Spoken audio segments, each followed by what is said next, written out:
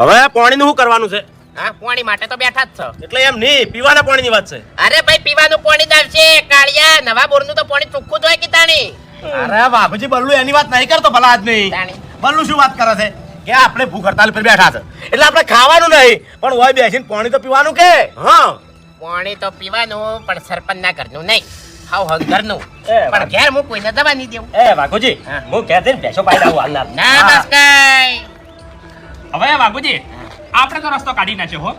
મારા ઘરે એક ચોપડી પડી ને, એમાં મેં વાંચ્યું હતું કે આપણે ધોનમાં બેઠા હોય તો ના તારા લાગે કે ના ભૂખ લાગે, એટલે હું તો ધોનમાં બેહું છું. ના ના, રાઈટ વાત છે. વાહ, રાઈટ વાત છે. ધોનમાં બધા સારા ભાઈ. બધા ધોનમાં બેસી જાઓ. એટલે પેલી એ વાત જો, પેલી વાત જો.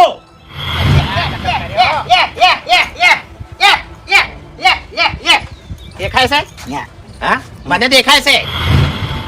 મને વાયકણ એક કૂતરો દેખાય છે. લે ડાબડી મુઢા, આખા આંદોલન ની શું કરવા પથારી ફેરવા બેઠો તું? રોટલી ખાવા જતો રહ્યો તો પેલી રોટલી ખાવા. અરે પણ કૂતરું રોજ આવતું હશે તો એના ટાઈમે આઈને ખાઈ જાય. હા, તાળી. કાકા, બેહો. કેવું લાગે આ બધાને? કેવું લાગે કે ફૂમતો કાકો રોટલી ખાવા જાય છે? આખું ધન તોડી નાખ્યું. તાણી. એ ભૂપતજી, ધોન પાટલી વાળીને બેસીને ખાય. ઊંચે ઊંચે ધોન ના થાય. વાઘુજી, હું બેસી નહીં કહેતો એટલે ધ્યાનમાં જતો રહું સમાધિ.